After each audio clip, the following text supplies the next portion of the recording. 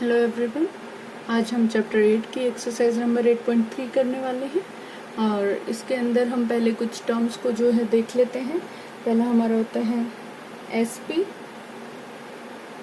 फिर CP. SP हमारा क्या होता है? Selling price. इसी के साथ सीपी हमारा होता है कॉस्ट प्राइस। देखिए, कोई भी एक चीज जो बेची जाती है और खरीदी जाती है उसके लिए दो प्राइस होते हैं। पहला सेलिंग प्राइस और कॉस्ट प्राइस। सेलिंग प्राइस वो प्राइस होता है जिस दाम पर कोई भी चीज बेची जाती है, और कॉस्ट प्राइस जो खरीदता है उसके लिए क्या होगा? कॉस्ट प्राइस होगा। अब एक पेंसिल ₹5 में बेची भी गई और ₹5 में खरीदी भी गई है, तो अगर दुकानदार है तो दुकानदार के लिए सेलिंग प्राइस ₹5 है, और जो खरीदने वाला है, कस्टमर है, उसके लिए कॉस्ट प्राइस ₹5 है। अब कई बार क्या होता है कि जो सेलिंग प्राइस है वो ज्यादा हो जाता है या कम हो जाता है कॉस्ट प्राइस से, या फिर कॉस्ट प्राइस जो है वो ज्यादा हो जाता है या कम हो जाता है किससे? सेलिंग प्राइस से। वो कैसे होता है? अब कुछ चीजों में मोल भाव किया जाता है, जैसे आप फ्रूट्स लेने जाते हैं या कुछ भी करते हैं तो आप उसमें मोल भाव करते हैं। अगर वो मान लीजिए आप एप्पल्स लाए और वो 70 रुपीज के लाए, आप 1 kg, अगर वो 70 रुपीज के लाए, हो सकता है कि जो दुकानदार है उसने वो 100 रुपए के खरीदे हैं, लेकिन आपको कितने के बेच दिए? 70 रुपए के बेच दिए। इसका मतलब जो उसने खरीदा था, जो उसका कॉस्ट प्राइस था, वो जो है सेलिंग प्राइस से ज्यादा हो गया। और दूसरा केस ले तो उसने 70 रुपए में खरीदा और 80 में बेच दिया, मतलब उसने 30 रुपए कमा लिए। अगर इसका उल्टा था, 100 रुपए में उसने खरीदा था और 70 में बेच दिया, तो क्या होगा? उसे 30 रुपए का नुकसान हो गया। तो यही चीजें हम जो है पढ़ने वाले हैं। इन्हीं से, इस केस से आपको क्या पता लगता है? हमारे पास क्या होते हैं? प्रॉफिट और लॉस, ये दो चीजें भी होती हैं। अब प्रॉफिट क्या होता है? जब आपका क्या होगा? सेलिंग प्राइस जो है वो कॉस्ट प्राइस से ज्यादा होगा तो आपका प्रॉफिट होगा। लेकिन अगर आपका सेलिंग प्राइस जो है वो कॉस्ट प्राइस से कम होगा, खरीदने के दाम से कम होगा, तो क्या होगा? वो आपका लॉस हो जाएगा। तो ये इसके लिए कुछ फॉर्मूलाज हैं, और वो फॉर्मूलाज क्या है आप देख लीजिए। पहला, प्रॉफिट के लिए आप क्या करेंगे? प्रॉफिट के लिए आपका फॉर्मूला बनेगा, देखिए, प्रॉफिट निकालने के लिए आपका फॉर्मूला होगा selling price minus cost price. Selling price minus cost price. अगर आपका लॉस हुआ है तो लॉस निकालने का जो आपका फॉर्मूला है वो होगा cost price minus selling price. लेकिन अगर कहीं पर आपका सेलिंग प्राइस और कॉस्ट प्राइस बराबर हो जाए, मतलब 100 रुपए में ही खरीदे थे सेब और 100 रुपए में बेच दिए, इसका मतलब वहां क्या होगा?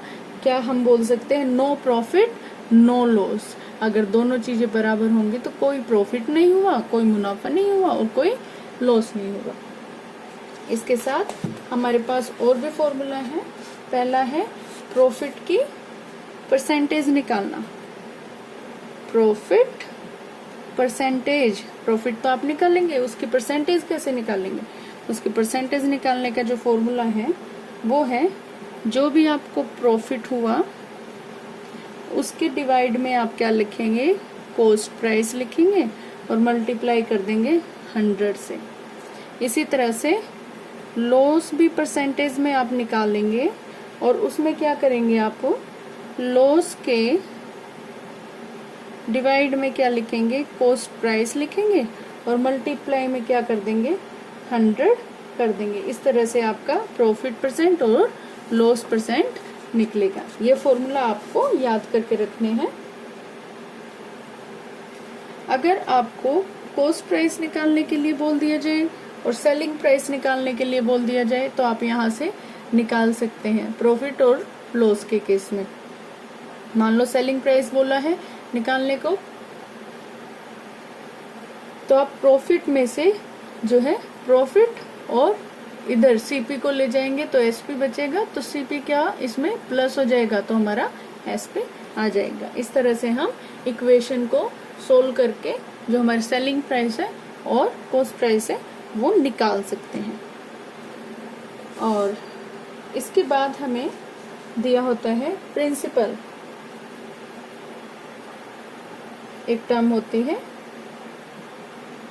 प्रिंसिपल।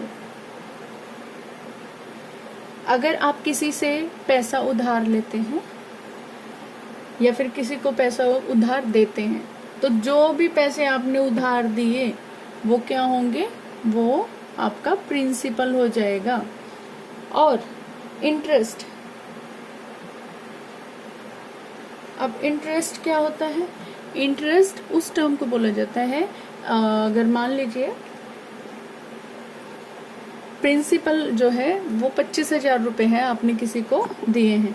अब कहते हैं आप कि इंटरेस्ट उस पर कितना लगाते हैं, 3% लगाते हैं। मतलब अगर मान लो 3% उसका किसके बराबर मान लिया आपको, आप मान लीजिए वो 20 रुपए मान लीजिए 20 के बराबर है, तो क्या होगा हर दिन जो है वो प्रिंसिपल में यानी कि 25,000 में जो भी आपने पैसे दिए होंगे उसमें जो इंटरेस्ट है वो जमा होता चला जाएगा। मतलब जो जिसको पैसे आपने दिए होंगे उसे उतने रुपए बढ़ा कर जितना वो लेट करेगा उतने रुपए बढ़ते जाएंगे और वो आपको देने पड़ेंगे। वो क्या होंगे, आपका इंटरेस्ट होगा। अब आपको अमाउंट, एक चीज होती है अमाउंट, अमाउंट वो मनी होगा जो प्रिंसिपल उसने ले लिया, उसके बाद उस पर इंटरेस्ट लग गया और फिर उसने आपको जो वापस देना है वो क्या होगा, हमारा अमाउंट होगा। प्रिंसिपल जमा जो हमारा इंटरेस्ट होगा वो हमारे क्या हो जाएंगे, अमाउंट हो जाएगा। तो इसके बाद हम कुछ क्वेश्चंस करते हैं, एक्सरसाइज पर आते हैं। देखिए हमारे पास इंटरेस्ट का फॉर्मूला भी दिया गया है। जो सिंपल इंटरेस्ट हमारे पास है उसे निकालने का फॉर्मूला हमारे पास होता है। हमारे पास अमाउंट का फॉर्मूला आ गया, लेकिन इंटरेस्ट का फॉर्मूला हमारे पास क्या होगा, प्रिंसिपल मल्टीप्लाई टाइम, जितने टाइम के लिए दिया गया है या लिया गया है, और उस पर रेट लगेगा, जो रेट होगा जिससे आपका जो अमाउंट है वो बढ़ता जाएगा, और बटे में क्या करेंगे, डिवाइड में क्या कर देंगे, 100 कर देंगे। तो इस फॉर्मूले से हम क्या निकाल सकते हैं, इंटरेस्ट भी कैलकुलेट कर सकते हैं। तो ये हम एक्सरसाइज के कुछ क्वेश्चंस को करते हैं। क्वेश्चन नंबर 1 करेंगे हम, और क्वेश्चन नंबर 1 में क्या गिवन है देखिए।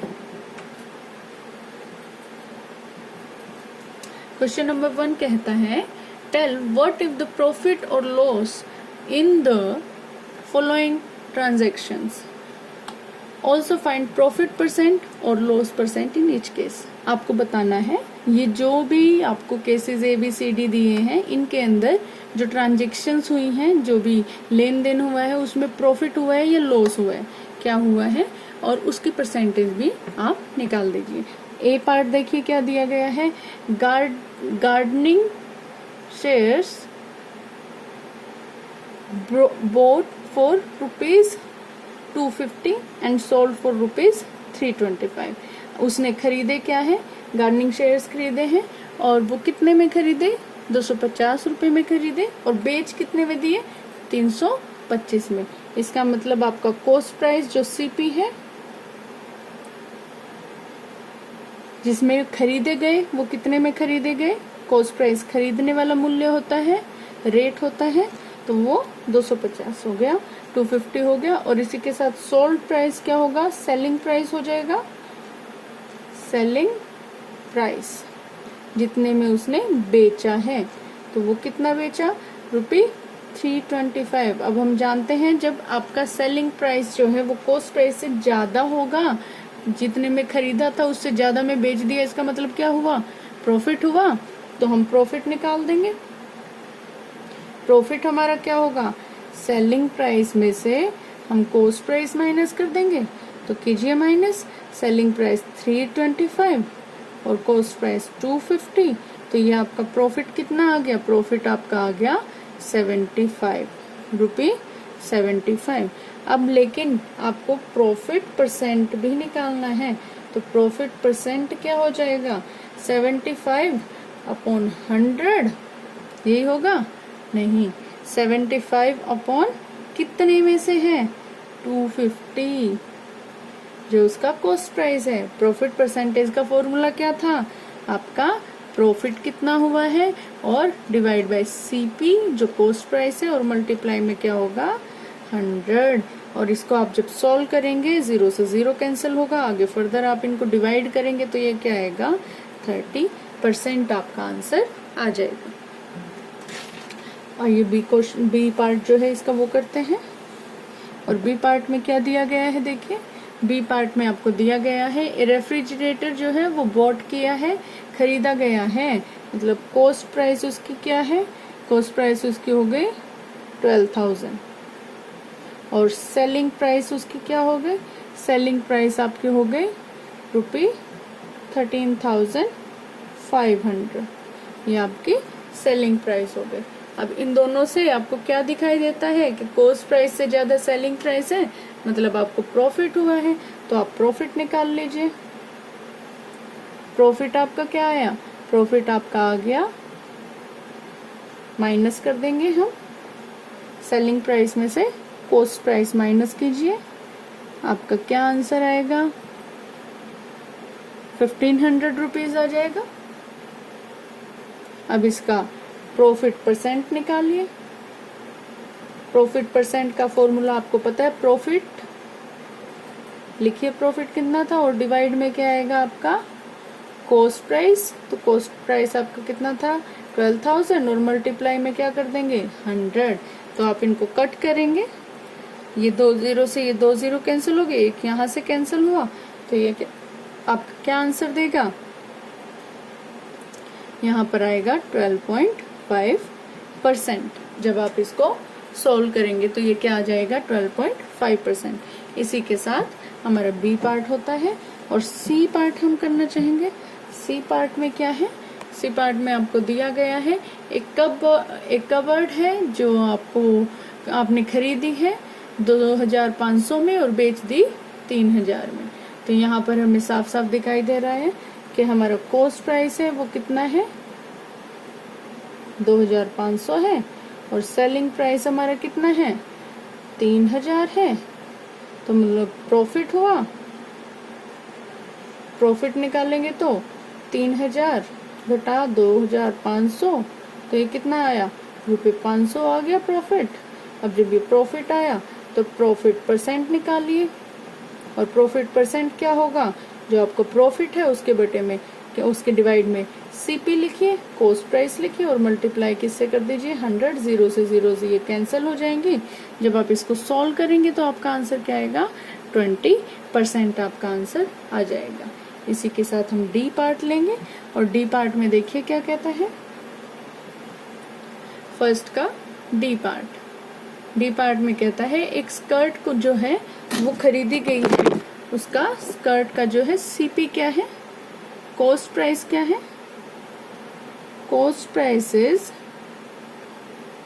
250 रुपये 250 और उसका सेलिंग प्राइस क्या है 150। अब जरा देखिए जो हमारा कॉस्ट प्राइस है वो क्या है ज्यादा है और सेलिंग प्राइस कम है, तो इसका मतलब आपको क्या हुआ लॉस हो जाएगा। लॉस कितना होगा आप निकाल सकते हैं, सेलिंग प्राइस जो हमारा कॉस्ट प्राइस है उसमें से सेलिंग प्राइस क्या कर दीजिए माइनस कर दीजिए, 250 माइनस 150 होगा और ये क्या आंसर आ जाएगा आपके पास यहाँ ₹100 का आपको लॉस हो गया। और जब ₹100 का आपको लॉस हुआ है तो यहाँ आप क्या निकालेंगे, लॉस परसेंट भी निकालेंगे, क्योंकि आपको निकालने के लिए बोला गया है। और लॉस परसेंट निकालने के लिए लॉस अपॉन में क्या करेंगे, हम सीपी करेंगे। सीपी क्या है, 250 और मल्टीप्लाई में फिर से 100। फॉर्मूलाज जो है आपको याद रखने हैं, उनके बिना आप इनको सॉल्व नहीं कर पाएंगे। तो ये आपका 1000/25 बन गया। और जब आप इसको सॉल्व करेंगे तो ये क्या आएगा, 40% आएगा। तो इसके साथ आपका फर्स्ट क्वेश्चन जो है 8.3 का कंप्लीट होता है। नेक्स्ट जो वीडियो हम बनाएंगे उसमें हम अगले क्वेश्चंस करेंगे। तब तक के लिए आप please like, share and subscribe. Thank you.